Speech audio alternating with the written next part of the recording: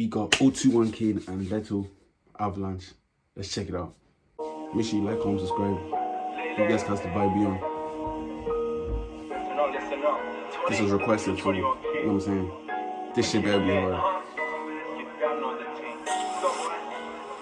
جوری رفتی رو حساب میزنم کلتو بهم بگی قصاب کوچولو برسو به درسات هر دفعه 10 تا هیت میدم هر سال حاجی لفظام بد جوری ترنده بسی جارو گره دریل اینا فرده I ain't gonna copy. I can't remember which one is 021 Kid, so I'm gonna presume this is just Leto. I don't think this is 021 Kid because it doesn't sound like him, but I don't know.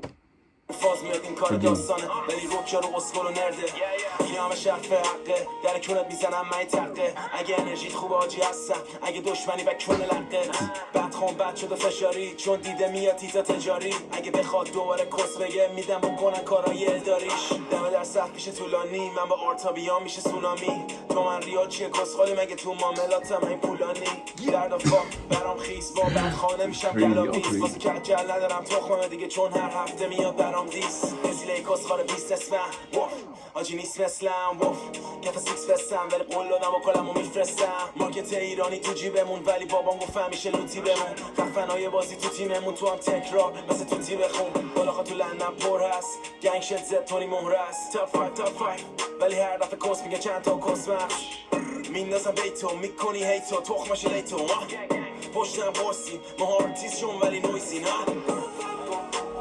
انرژی رو سقفه پشتمونم حرفه I think that was 021 Kid. That was 021 Kid.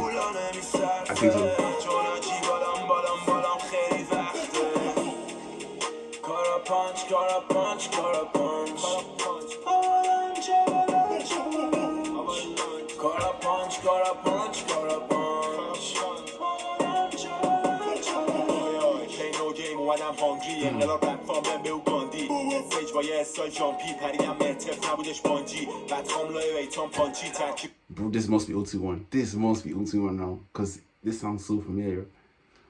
This sounds so familiar. بمون استایل آوالانچی بستم تو این بازی با تاپ تیم بقیه ازدم بزنم پارچین اینا میگن با در لایفم بی خیال ما میایم با سقف وایسن کیا داشتی ترکیده اسمم جمع بندی نکن ما اون چاقالا نسبت ندارم نمیشه تهرانو بی بچه‌ش بگی الان با یکیشم در شهر بری ما رو گوش میدم پر نقطه صد خط ما شیکیم ولی تو ببین بزیل این دختر تایپم نیست ولی میبینتم میشه تو واژ دیشب تا خود صبح با بندی میخورد زاخارش کوه مطالعاتی میخوام 400 مینو سر سال تکس نمیدم و پولام تو بایننس نیست دوز بیاد میرم از سراغ شوکرم اگه چک کنن کار نمیز نابالله میکشیم بار صد فصل کلیپ کت رو بهونه میکنیم دست رو این چاقالا من میگیرم از قصد رو موزیکام زاخارا مغزو میدن از دست حاجی لقب بره میزنه کامبک این فنا کارا رو گوش میدم تو 4 فصل میکشم لای جماجور هاج بک بزی به زاخارا بگو بیان سانس ور انرژی رو سقفه پشتمونم حرفه این پولا نمیصرفه چون آجی بالام خیلی وقته کارا پانچ کارا پانچ کارا پانچ Yeah, that was definitely 021. For sure. کارا پانچ کارا پانچ کارا I need subtitles though. I need to know what people be saying though. Like, I need to know what people be saying though. I guess it is what it is though. I guess it is what it is though. I'm gonna give that a 7 out of 10. I'm like, that just came out though. I don't know which one was 021 Kid, but just know that I think it was the second one because the second one was way harder than the first one. So that's one thing. I know 021 is very hard. It's hard, you know what I'm saying? Pause.